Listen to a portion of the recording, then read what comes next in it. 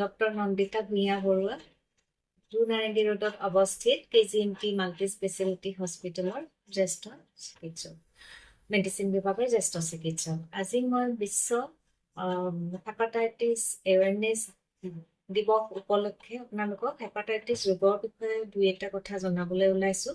Hepatitis ৰোগটোৰ প্ৰাদুৰ্ভাৱ সমাজত যথেষ্ট বেছি। এইটো সংক্ৰামকো হ'ব পাৰে আৰু সংক্ৰামক নহ'বও পাৰে। সংক্ৰামক ৰোগৰ ভিতৰত সংক্ৰামক হেপাটাইটিছ ৰোগ কৰা বীজাণুটো হ'ল হেপাটাইটিছ ভাইৰাছ। ইয়াৰ 5 প্ৰকাৰ দেখা যায়, ABCDE, আৰু যিটো সংক্ৰামক ৰোগৰ ভিতৰত নপৰে হেপাটাইটিছ, সেইখিনি হয় সাধাৰণতে নিচাযুক্ত দৰৱ বা ধঁপাত সেৱন কৰিলে বা এলকহল অতিমাত্ৰা খালে তাৰ পৰা হেপাটাইটিছ ৰোগ হ'ব পাৰে, বা কিছুমান টক্সিক দৰৱৰ পৰাও হ'ব পাৰে অভাৰড'জ হ'লে। এতিয়া মই হেপাটাইটিছ ৰোগৰ ভাইৰাছৰ বিষয়ে দুই এটা জনাবলৈ লৈছোঁ। হেপাটাইটিছ A আৰু E ভাইৰাছটো সাধাৰণতে খাদ্যবস্তুৰ পৰা বিয়পে। খাদ্যবস্তু যদি কিবা প্ৰকাৰে সংক্ৰমিত হয় এই দুটা ভাইৰাছৰ পৰা, তেতিয়া মানুহৰ দেহলৈ এই ভাইৰাছটো আহিব পাৰে।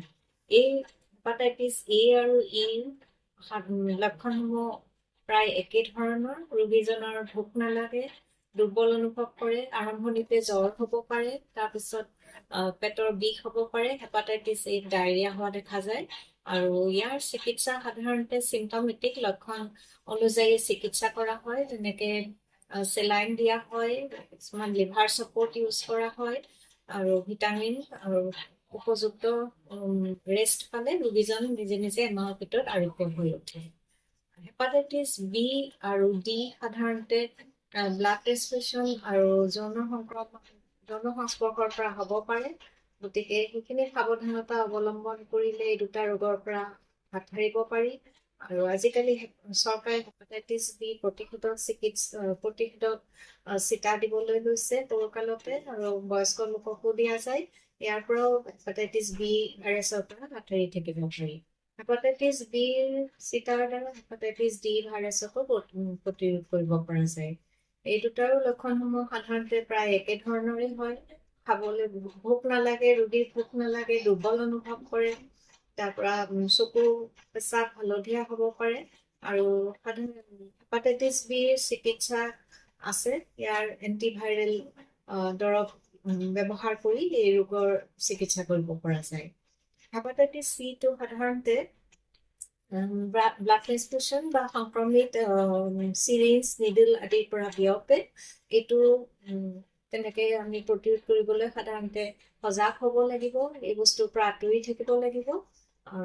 গতিকে আপোনালোকক সজাগতা হিচাপে এইটোৱেই কোৱা হয় যে যদি আমি অলপ সাৱধানতা অৱলম্বন কৰোঁ, তেতিয়া হেপাটাইটিছ ৰোগৰ পৰা হাত সাৰি থাকিব পৰা যায়। যদি উপযুক্ত সময়ত আমি প্ৰতিষেধক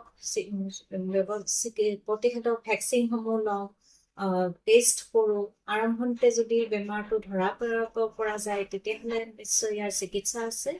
আৰু যিহেতুকে কিছুমান বেমাৰ হেপাটাইটিছ B, D পৰা বা C পৰা পিছলৈ গৈ পেলাই ক্ৰনিক হেপাটাইটিছ, চিৰ'চিছ, আনকি লিভাৰৰ কেঞ্চাৰ হ'ব পাৰে। এইকেইটাৰ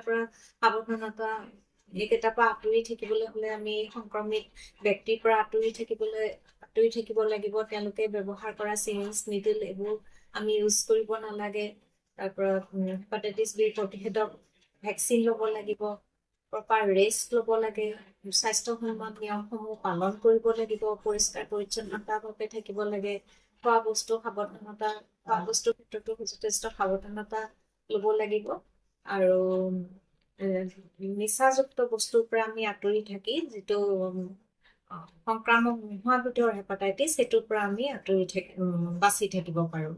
এইখিনিকে মই আজি বিশ্ব হেপাটাইটিছ সজাগতা দিৱস হিচাপে আপোনালোকক জনাম। ধন্যবাদ।